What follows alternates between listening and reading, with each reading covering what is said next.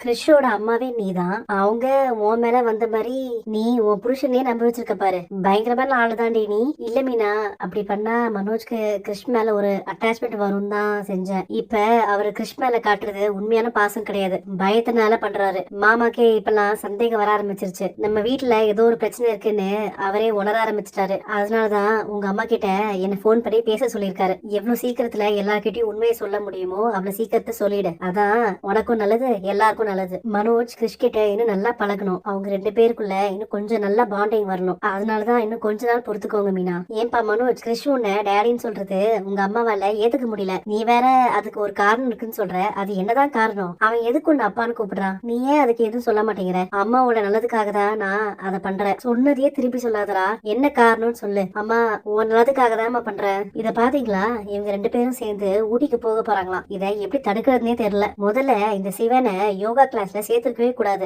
Master, உங்ககிட்ட தான் பார்வதி பையனோட போன் நம்பர் இருக்குல்ல, இந்த விஷயத்த அவங்க கிட்ட சொல்லிடுங்க. டாடி, நீங்க தான் இந்த ரிப்போர்ட் கார்டுல சைன் பண்ணணும். ஒரு பேச்சு கொண்டு கூப்பிட சொன்னா சைன் எல்லாம் கேப்பியா நீ? மனோஜ், நீ கையெழுத்து எல்லாம் போடாத. இங்க பாரு கிறிஷ், நீ டாடின்னு கூப்பிடுற, அதோட நிறுத்திக்கோ. சைன் கேட்கிற வேலை வச்சுக்காத. நீ ஒண்ணு கவனிச்சியா மீனா, கிறிஷ் எப்பவுமே நம்ம மேலதான் பாசமா இருப்பான், நம்ம கூட தான் ஒட்டிக்கிட்டே இருப்பான். ஆனா கொஞ்ச நாளா அவன் இந்த மனோஜ் மேல ஓவர் பாசமா இருக்கான். நீ பாத்தியா அத?